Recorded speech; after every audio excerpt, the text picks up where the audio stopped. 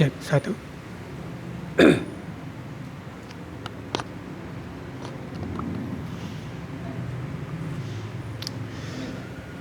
Cek.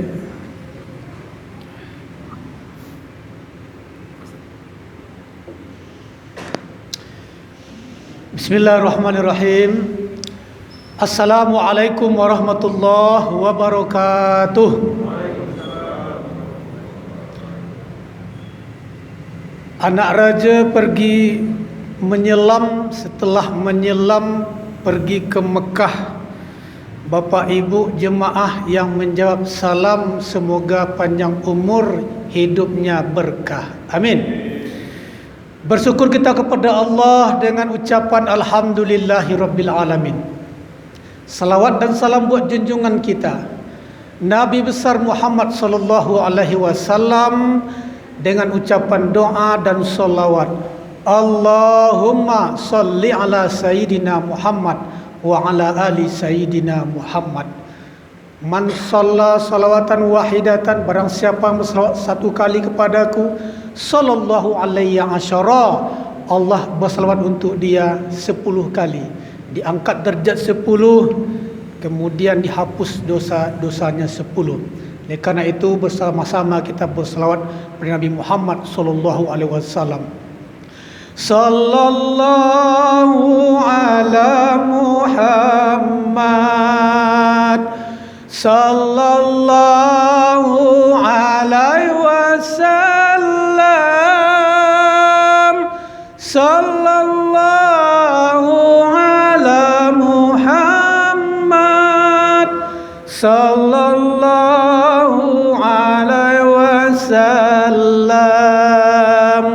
Ya Nabi salam alaika, ya Rasul salam alaika, ya Habibi salam alaika, salawatullah alaika. Mudah-mudahan dengan berbaca salawat bersama Nabi kita di surganya Allah. Amin. Yang sama-sama kita muliakan, kita hormati orang-orang tua kita, alim ulama, tokoh agama, tokoh masyarakat. Semoga panjang umur, berkah umurnya dunia wal akhirah. Pengurus masjid beserta jajarannya, kemudian Ustadz kita Al-Mukarram Abang Da Ustadz Aprizal. Beliau adalah Ustadz muda, energik, mudah-mudahan beliau sihat selalu, panjang umur. Bapak ibu hadirin hadirat, shaimin shaimat, insyaallah kita yang hadir subuh ini dicintai, diberkahi serta dimuliakan Allah Subhanahu wa taala. Amin ya rabbal alamin. Bapak ibu, kita akan membahas kajian subuh pada subuh hari ini, mengupas tentang saum, tentang puasa. Kita ambil sebuah kitab yang berjudul tentang, kitab aslinya Fathul Qarib Al-Mujib, ditulis oleh Al-Imam Asy-Syaikh Muhammad bin Qasim Al-Ghazi Asy-Syafi'i. Ini kitabnya bahasa Arab, biar kita belajar mengambil rujukan dari kitab asli, menguatkan iman, pengetahuan kita, memahami segala sesuatu terkait dengan puasa. Bapak Ibu dimuliakan Allah Subhanahu wa taala, Kitab Bayanil Ahkamis Shiyam, kitab menjelaskan hukum puasa. Jadi puasa itu bahasa Arabnya siyam atau saum. Saum dengan makna menahan diri. Menahan. Nah, di sini dijelaskan secara jelas sekali, wa huwa wa saumu masdarani ma'nahuma lughatal al-imsak wa syar'an imsakun an muftirin bi niyyati makhsusati jami'a nahari qabili lis-saum min muslimin aqilin tahiri min haidi wa nifas. Bahwa lafaz tentang siam, tentang puasa atau saum, merupakan dua masdar yang makna Keduanya adalah secara bahasa adalah menahan, al-imsak. Jadi memang berpuasa ini menahan, dan yang ditahan itu semua segala sesuatu yang membatalkan puasa. Mulai dari terbit fajar sampai terbenam matahari menjelang masuk solat maghrib. Wasyar'an, dan secara syar'i, yaitu menahan diri dari sesuatu membatalkan puasa dengan niat tertentu di semua waktu siang yang bisa menerima untuk puasa dari orang muslim yang berakal, yang suci dan haid dan bebas dari nifas. Memang syarat-syarat orang berpuasa itu, dia itu menahan diri dari fajar sampai terbenam matahari, kemudian itu bersih dari haid, kemudian dari nifas. Kemudian wasyurutun wujubis siyam salasah asya. Ada 3 syarat yang mewajibkan puasa. Yang pertama adalah Islam. Al-Islamu wal bulughu. Pertama Islam, yang kedua bulugh. Bulugh itu baligh. Yang ketiga adalah wal aqal wal qudrah. Islam, baligh, berakal. Yang ketiga adalah dia mampu untuk berpuasa. Makanya orang yang sakit, dia tidak mampu berpuasa, maka membayar fidyah atau mengqadha. Nah, Islam jelas, karena memang untuk orang Islam berpuasa, ya ayyuhallazina amanu kutiba alaikumusiyam. Hai orang-orang yang beriman, diwajibkan atas kamu berpuasa. Nah, Islam kemudian dikhususkan lagi dia beriman. Kemudian balik, jelas sekali anak-anak belum wajib berpuasa, tapi baik kita latih dia berpuasa dari umur 7 tahun, 9 tahun, 10 tahun, walaupun sampai jam 12, ya Pak, walaupun sampai jam 3, bertahap. Hari ini sudah jam zuhur, besok sampai jam 3, dilatih. Lama kelamaan dia sampai puasanya, balik. Yang ketiga syaratnya adalah yaitu orang yang mampu. Kemudian wa faraidus shaum, adapun fardu-fardu dari puasa yang mewajibkan berpuasa itu atau rukun dari puasa, as-saniyah, 2. Yang pertama adalah an-niyah. Jadi niat itu memang kita baca setelah kita sholat setelah sholat tarwih dan witir. Maka berniat itu mulai dari malam. Jangan dibaca sekarang Pak, kita lagi berpuasa. Maka niat. Niat itu boleh dilafazkan, boleh di dalam hati, tapi bagus dilafazkan bersama-sama. Makanya di masjid setelah sholat tarwih witir, maka dilafazkan bersama-sama. Yang kedua adalah rukun dari puasa itu adalah al-imsak. Apa itu imsak Pak Ustaz? Imsak itu menahan. Menahan diri. Menahan al-imsaku anil akal wasyarbu. Menahan diri dari segala sesuatu, memakan kemudian meminum. Akalah makan, syarbu minum. Dan tidak hanya makan dan minum saja, menahan diri dari segala sesuatu yang membatalkan puasa dari terbit fajar sampai terbenam matahari. Ini adalah rukun dari puasa. Bentuknya sepele, rukun puasa. Yang kedua adalah menahan. Tetapi prakteknya ini hebat. Tidak hanya menahan dari makan, tapi menahan dari segala yang membatalkan, mulai dari amarah kita ditahan. Kemudian lidah kita ditahan, semua ditahan. Maka Ramadan ini, makanya Nabi menyampaikan dengan berpuasa itu akan menjadi sehat. Sumu tasihu, puasalah kamu akan menjadi sehat. Yang ada sakit, kolesterol asam urat, diabetes meletus, 1 bulan kita berpuasa itu saraf-saraf kemudian penyakit toksin dalam tubuh ini menjadi hilang. Kenapa? Karena terapi. Banyak orang yang sakit tetapi kata dokter bapak berpuasa dulu, maka akan normal. Untuk itu memang luar biasa, singkat sederhana, imsak menahan, tapi prakteknya seluruh ditahan. Maka tidak ada orang berpuasa dia marah, kemudian dia berdusta, berbohong, menfitnah, tidak, karena ini terkait dengan emosi. Nah, Bapak Ibu, sidang jemaah salat subuh insyaallah dicintai, diberkahi dan dimuliakan Allah Subhanahu wa taala. Wa in qalla al makulu wal masyribu inda ta'ammudi fa in akala nasiya au jahilan lam yuftir in kana qariba ahdin bil Islam au nasha'a ba'ida anil ulama wa illa aftar. Kemudian beliau melanjutkan, meskipun sedikit makan yang dimakan, walaupun sedikit, tak boleh. Ada kita sisa-sisa, mungkin ketika makan masih ada sisa-sisa ayam penyet. Makanya kita bersihkan dulu sikat gigi.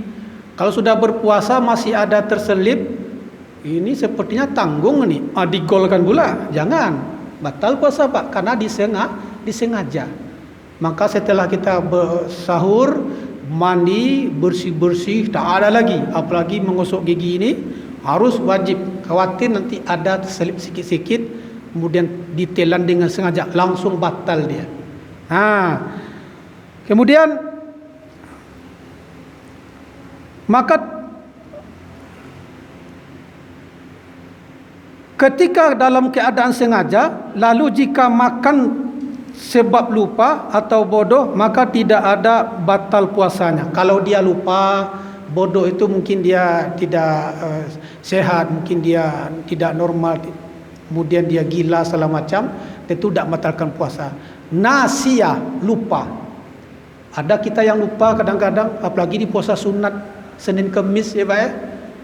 Puasa sunat Senin Kemis, lupa, udah habis lontong sayur 2 piring tambah bakwan 5, baru ingat puasa. Kalau lupa, tidak batal puasa. Ustaz pernah mengalami, saya pernah puasa sunat Senin, habis lontong sayur 1 piring Pak. Baru ingat puasa. Wah, inilah rezeki. Tapi kalau memang kita jangan pura-pura tidak tahu, pura-pura lupa kan, pura-pura lupa aja bawaannya. Pergi ke rumah makan lontong, habis bakwan 15, tahu 2, kemudian lontong sayur 2, pura-pura lupa. Dah kenyang, baru dia ingat-ingat, oh ya puasa ya, rezeki. Tidak boleh. Oleh karena itu, memasukkan sesuatu yang sengaja itu akan membatalkan puasa. Kecuali lupa. Jadi mesti kita tahu nih Pak. Kadang-kadang mudah menjustis itu. Woi, kau sudah makan tadi? Saya lupa. Kalau lupa berarti rezeki, tidak batal puasa. Begitu dijelaskan di buku ini. Bapak Ibu dimuliakan Allah Subhanahu wa taala. Kemudian kata beliau melanjutkan di sini, wallazi yuftiru bihi as-shaimu asyratu asya. Di sini ada yang membatalkan atau sebab-sebab puasa itu menjadi batal, jumlahnya 10 dijelaskan di sini. Maka kita bertahap dulu, mulai dari pengertian puasa, dia rukun puasa, yang membatalkan puasa itu apa saja, 10 di sini. Kita sampaikan 10 ini, kita tutup. Nanti lain waktu kita sambung lagi sampai nanti dijelaskan di sini tentang i'tikaf, apa yang mesti kita persiapkan untuk i'tikaf, mendapatkan malam Lailatul Qadar. Kata beliau, yang membatalkan puasa yang pertama adalah ahaduha wasaniha. Salah satu, nomor 1 dan nomor 2 adalah ma wasala amdan ilal jauf al munfatih au ghairi al munfatih kal wusuli min ma'mumah. Nah, di sini dimaksud adalah yaitu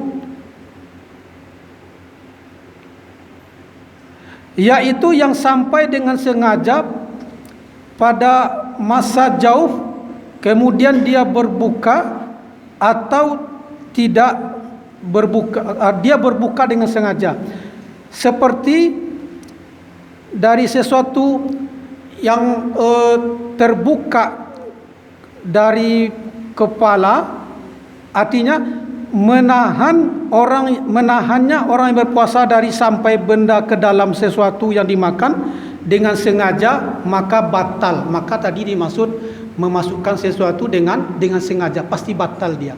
Jadi ibu-ibu kalau lagi memasak, contohnya masak gulai, jadi kalau merasakan garamnya itu terlalu menikmati, rasa garam tak ya?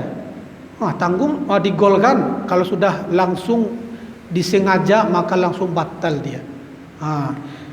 Jadi yang selanjutnya adalah yang ketiga, asalis al-huknatu fi ahadi as-sabilain. Ini maksudnya adalah wahiyya dawa'u yuhqanu bihi al-marid fi kubuli au duburin al-mu'akbari anhuma fil matan wa bis sabilain. Ini menyuntik kepada lubang yang dua, kubur dan dubur. Ini bahasa fikih harus jelas, Pak. Ini bahasa fikih, menyuntik kepada dua lubang kubur dan dubur, maka batal. Kalau vaksin Pak Ustaz, sekarang ini kan vaksin, ya kan? Kalau vaksin menurut fatwa ulama tidak membatalkan puasa. Maka kita mengambil rujukan dari MUI, tidak membatalkan puasa. Jadi kan pemerintah sekarang mewajibkan vaksin, apalagi nak balik kampung, siap-siaplah dak vaksin. Tak vaksin tak bisa balik. PCR dan segala macam, Pak, betul? Ustaz sudah vaksin, baru sekali baru. Ini yang kedua, mikir-mikir juga kita ni. Tak bisa pula balik kampung ke Padang Sumatera Barat kan. Jadi kalau menyuntik kepada dua lubang kubur dan dubur, maka batal puasanya. Kemudian yang keempat, al-qai'u amdan, yaitu muntah. Muntahnya itu disengaja. Maka diambilnya tangannya, dikorek-korek ke mulut dia, buat muntah. Kalau muntahnya disengaja, batal. Tapi kalau muntahnya itu otomatis karena mual, apalagi dalam perjalanan, tidak batal puasanya. Maka di sini adalah al-qai'u amdan, muntah yang disengaja. Kemudian selanjutnya kata beliau adalah yang ke-5, al-khamis, al-wad'u amdan fi farji. Ini untuk ibu-ibu bapak yang sudah menikah, maka tidak boleh melakukan hubungan seksual di siang hari. Ini jelas ini bahasanya. Kemudian asadis yang ke-6, al-inzal. Apa itu al-inzal? Al-inzal itu adalah wahwa khurujul mani. Maka keluar khuruj itu keluar al-mani, keluar mani. Maka anak-anak muda remaja kita harus tahu dia lagi berpuasa tapi iseng-iseng dia kan. Keluar mani disengaja, batal. Tak usah, tak bisa lanjutkan puasa lagi, sudah batal. Kemudian yang ke as-sabi'. As-sabi' yaitu al-haidu wan nafas wal jununu waraddatu. Kemudian yang ke-7, 8, 9, 10 yaitu haid, kemudian nifas, orang gila, dan terakhir murtad. Maka orang-orang haid tidak boleh. Maka ibu-ibu lagi haid, maka tahun depan selesai Ramadan maka bayar hutang. Wa man kana minkum maridon aw ala safarin fa'iddatum min ayyamin ukhra. Maka di antara kamu yang lagi sakit itu yang pertama dia haid, kemudian dia menyusui dan nifas, maka dibayar di hari-hari yang lain. Tidak bisa bayar hari yang lain, bayar fidyah. Bayar fidyah, tidak bisa beri makan orang miskin. Begitu Ibnu Abbas, ketika Ibnu Abbas dulu masa tuanya tidak bisa dia berpuasa, maka dia undang anak yatim ke rumah, masak, kemudian dikasih makan, selesai. Jadi ibu-ibu yang haid jangan berpuasa. Makanya ibu-ibu, ada tahun lalu masih ada hutang, bulan Rajab sudah mulai diangsur hutang puasa, Sya'ban paling lama sudah selesai. Jangan membawa hutang puasa tahun lalu. Haid, kemudian nifas, kemudian al-junun. Al-junun itu gila. Kenapa gila junun? Junun itu bahasa kata janana, junun, orang gila. Kenapa gila? Gila junun itu artinya tertutup, Pak. Makanya surga berasal dari kata janana, jannah. Kenapa jannah? Surga itu tertutup. Kenapa tertutup, Ustaz? Karena tertutup untuk orang-orang kafir. Dia terbuka untuk orang-orang yang bertakwa. Maka orang gila itu majnun, orang gila. Kemudian jin. Jin itu berasal dari kata janana, jin, tertutup. Kenapa jin tertutup? Karena anak nampak. Kalau andaikan nampak jin ini, penuh masjid kita ini, penuh bumi ini, Pak, betul. Makanya orang gila tertutup dia. Apanya yang tertutup, Ustaz? Tertutup tuh akalnya. Tidak bisa dia membedakan yang baik yang buruk. Sudah putus, sudah error kepalanya kan. Maka orang gila, maka batal, tidak sah puasanya. Yang terakhir tentu murtad, jelas, karena dia sudah keluar dari agama Islam. Bapak Ibu, inilah sekilas yang kita sampaikan dari buku ini. Mulai dari pengertian puasa, kemudian rukun puasa, yang membatalkan puasa ada 10. Mudah-mudahan ini menguatkan kita. Sumbernya jelas dari Alkitab asli, Al-Lughah Al-Arabiyah, karangan Syekh. Kemudian nanti kita lanjutkan masa akan datang, minggu depan insyaAllah, sampai nanti tentang persiapan bekal untuk iktikaf mendapatkan malam Lailatul Qadar. Banyak maaf. Assalamualaikum warahmatullahi wabarakatuh.